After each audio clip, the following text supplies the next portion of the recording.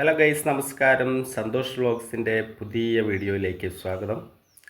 നമ്മളിന്നുള്ളത് KSRTCയുടെ KL 15A 9369 ബസ്സിലാണ് കേട്ടോ.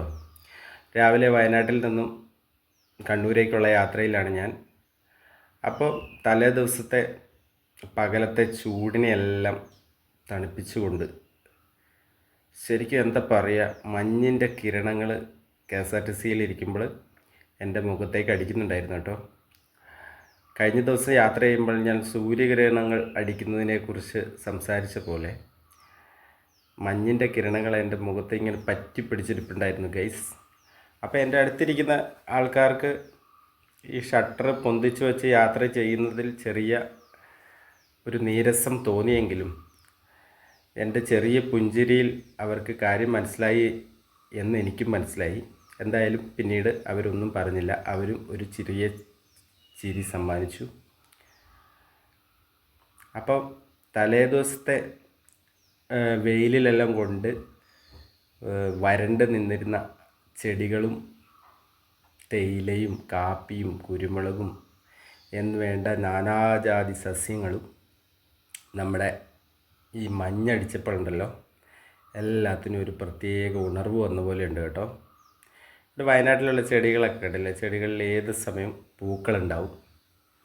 കാരണം എന്താണെന്ന് വെച്ചാൽ എത്ര വലിയ വെയിലടിച്ചാലും അതിനെ സംരക്ഷിക്കാൻ രാവിലെ തന്നെ മഞ്ഞെത്തും. അപ്പോൾ അതിൻ്റെ ഒരു ടാലു കറക്റ്റായിട്ട് ഇവിടെ വർക്ക് ചെയ്യുന്നുണ്ട്.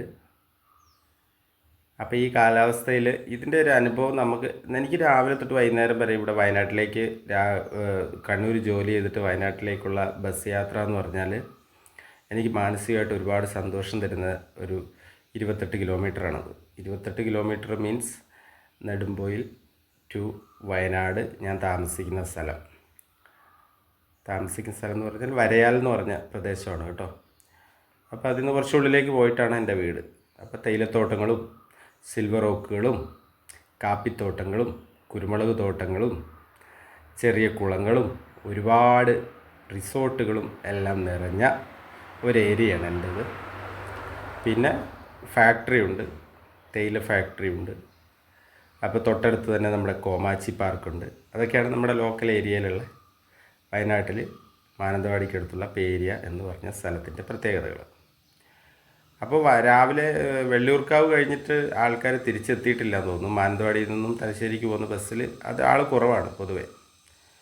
എല്ലാ ദിവസവും വെള്ളൂർക്കാവ് കഴിയുമ്പം ആൾ കൂടുതൽ ഉണ്ടാകേണ്ടതാണ്. നാളെ തൊട്ടേ ഉണ്ടാവുള്ളൂ എന്ന് കരുതുന്നു.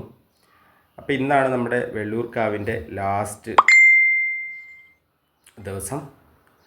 അപ്പോൾ ഇന്ന് വൈകുന്നേരം നമ്മൾ തിരിച്ച് വയനാട്ടിലേക്ക് തന്നെ പോകണമെന്ന് വിചാരിക്കുന്നു. പ്രത്യേകിച്ച് പിന്നെ കാരണങ്ങളൊന്നുമില്ലെങ്കിൽ നമ്മൾ വെള്ളൂർക്കാവിൻ്റെ കാഴ്ചകൾ കൂടി ഇന്ന് ഒപ്പി നാളെ രാവിലെ നിങ്ങൾക്ക് ഇതേ സമയത്ത് ഇട്ട് തരാൻ കഴിയും എന്ന് ഞാൻ പ്രതീക്ഷിക്കുന്നു. ഇതുണ്ട മഞ്ഞ് കണ്ടിനാ. ഇവിടെ മഴക്കാലത്ത് വെള്ളം കയറുന്ന കേട്ടോ. മഴക്കാലത്ത് എത്ര വെള്ളം കയറിയാലും വെള്ളം ഇറങ്ങിയ പാടെ ആൾക്കാരവിടെ കൃഷി ചെയ്യും. കാരണം നമ്മുടെ കുട്ടനാടിൻ്റെ പോലെ വേറൊരു രീതിയാണ്. അതായത് വെള്ളം വരുമ്പോൾ കണ്ണീരും കയ്യുമായിട്ട് വേറെ സ്ഥലങ്ങളിലേക്ക് മാറി താമസിക്കും. പിന്നീട് വെള്ളം ഇറങ്ങിയതിന് ശേഷം സന്തോഷത്തോടു കൂടി വന്ന് അവിടെ താമസിക്കും എന്ന് പറഞ്ഞ പോലെ ആണ് ഇവിടുത്തെയും ഒരു കണ്ടീഷൻ. അപ്പോൾ എല്ലാവർക്കും എൻ്റെ വീഡിയോ ഇഷ്ടപ്പെട്ടു എന്ന് വിചാരിക്കുന്നു.